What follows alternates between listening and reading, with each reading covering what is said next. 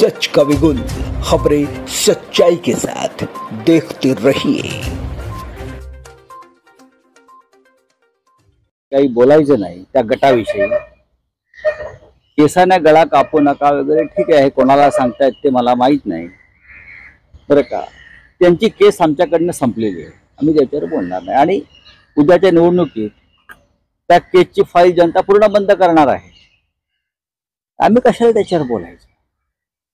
ज्या पद्धतीने त्यांची अवहेलना सुरू आहे त्याच्यावरती आम्हाला बोलण्याची गरज नाही। या क्षणी त्यांचं त्याने बघावं पुढे बघा। राज्यात कायदा सुव्यवस्थेचा प्रश्न उभा राहिला, आपण एक पत्र देखील दिलं आहे गृहमंत्र्यांना। जुगारांचे अड्डे सर्रासपणे चालू आहे आणि यापूर्वी वारंवार मी हे पत्र लिहितो। महाराष्ट्रामध्ये आमदार गोळीबार करतायत, हत्या करतायत, लुटमार होत आहेत, दरोडेखोरी होते, भ्रष्टाचार सुरू आहे, बलात्कार सुरू आहेत आणि ड्रग्स गुजरातमधून महाराष्ट्रात येत आहे। नाशिक, पुणे, मुंबई, ठाणे सारख्या शहरात मोठ्या प्रमाणात ड्रग्स सापडत आहे, हजारो कोटी रुपयाचं। सरकार काय करत आहे, गृहमंत्री काय करतात। आणि आता जी नवीन माहिती आली आहे की अंमली पदार्थाच्या आहारी इकडली तरुण पिढी जाते, त्याचबरोबर ऑनलाईन जुगार, ऑनलाईन लॉटरी आणि त्याचा मोठा फटका तरुण वर्गाला बसलेला आहे, कुटुंबांना बसलेला आहे। जसं लेडीज बार आर पाटलांनी बंद केले कारण कुटुंब उद्ध्वस्त होत आहेत, त्याच पद्धतीने ऑनलाईन जुगारानं तरुण वर्ग उद्ध्वस्त होतोय। सरकारला त्याचं काय पडलेलं नाहीये, कारण ऑनलाईन जुगारवाल्यांकडून सरकारला मोठा हप्ता महिन्याला मिळतोय। आणि जर देवेंद्र फडणवीस म्हणतील गृहमंत्री की आम्ही काही बोलतो, मी त्यांना पुरावे देईन। हिंदी में जानना चाहेंगे। महाविकास आघाडीच्या बैठकीनंतर ज्यावेळी प्रकाश आंबेडकर निघून गेले त्यावेळी त्यांनी प्रसारमाध्यमांना सांगितलं, त्यांना विचारलं सकारात्मक चर्चा होती का, त्यावर त्यांचं उत्तर असं होतं, माझ्या चेहऱ्याकडे बघून काय वाटतं। त्यानंतर लगेचच अर्ध्या तासात त्यांच्या पक्षाकडून एक व्हिडिओ येतोय की बोलू द्या चर्चा नाही झाली। नेमकं ठीक आहे, मनासारखं म्हणजे असं आहे की आघाड्यांमध्ये सगळ्यांच्याच मनाप्रमाणे होत नाही। आम्ही जेव्हा शिवसेना भारतीय जनता पक्षाबरोबर युतीत होतो तेव्हाही आमच्या मनाप्रमाणे होत नाही। आता आम्ही महाविकास आघाडीत आहोत, प्रत्येकाला आघाडीमध्ये आघाडी धर्म टिकवण्यासाठी आपल्याच मनाप्रमाणे होईल हा हट्ट सोडला पाहिजे। मग तो काँग्रेसने सोडलेला आहे, राष्ट्रवादी काँग्रेसने सोडलेला आहे आणि शिवसेनेनेही सोडला आहे।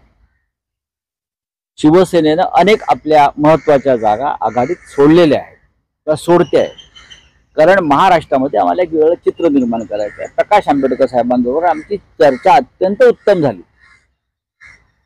आता काही जागांच्या संदर्भात पुढे चर्चा होईल, त्याच्यामुळे काहीच घडलं नाही काल हे असं सांगणं हे बरोबर नाही। म्हणजे कोणीही काल वंचितच्या बाबतीमध्ये चर्चा खूप पुढे गेली। आता ठीक आहे, परत ते एक प्रस्ताव जो आहे त्या प्रस्तावावर चर्चा झाली, ते त्यांच्या कार्यकारिणीत प्रस्ताव ठेवणार, चर्चा होईल।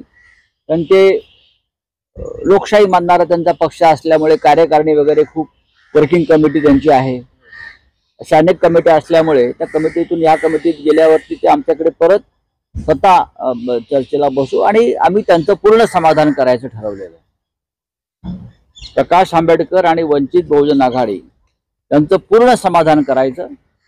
कोणत्याही परिस्थितीमध्ये प्रत्यक्ष किंवा अप्रत्यक्ष प्रकाश आंबेडकर साहेब हे भारतीय जनता पक्षाला मदत होईल अशी भूमिका घेणार नाही।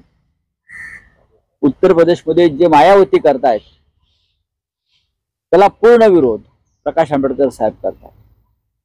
त्यांना या देशात हुकुमशाहीला खतपाणी घालणारं मोदींचं राज्य नको आहे, त्यांना संविधानाचं रक्षण करायचं आहे आंबेडकरांना, आणि आम्हालाही तेच करायचं आहे, म्हणून आम्ही एकत्र आहोत। हिंदी में जानना चाहेंगे, आपने लेटर लिखा है देवेंद्र फडणवीस जी को, क्या है वो लेटर में?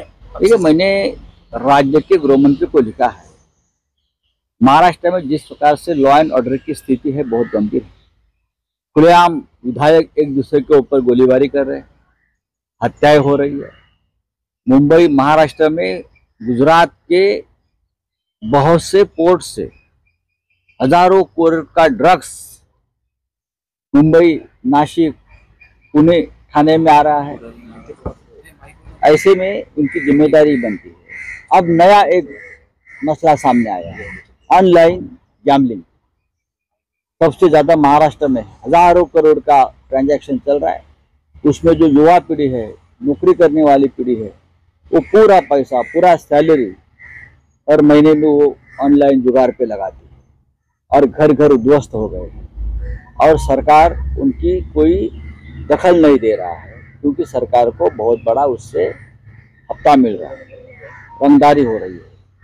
तो मैंने देवेंद्र जी को कहा है, आप राज्य के गृह मंत्री हो, आपको अगर ये युवाओं का ये समस्या है, ये फैमिली की समस्या है उनकी, वो नहीं दिखती, तो क्या गृह मंत्री पद आपके किस काम का है? इतना मैंने कहा है। सर, कल सीट शेयरिंग के ऊपर मीटिंग हुई महाविकास आघाड़ी की, लेकिन फिर भी प्रकाश अंबेडकर जी नाराज दिखे। प्रकाश अंबेडकर जी नाराज नहीं है। प्रकाश अंबेडकर के साथ हमारी बहुत ही पॉजिटिव चर्चा हो गई है। वंचित आघाड़ी के साथ प्रस्ताव के ऊपर चर्चा हुई, हमने कुछ बातें कही, अंबेडकर जी ने कुछ बातें रखी, इसके ऊपर चर्चा हुई है।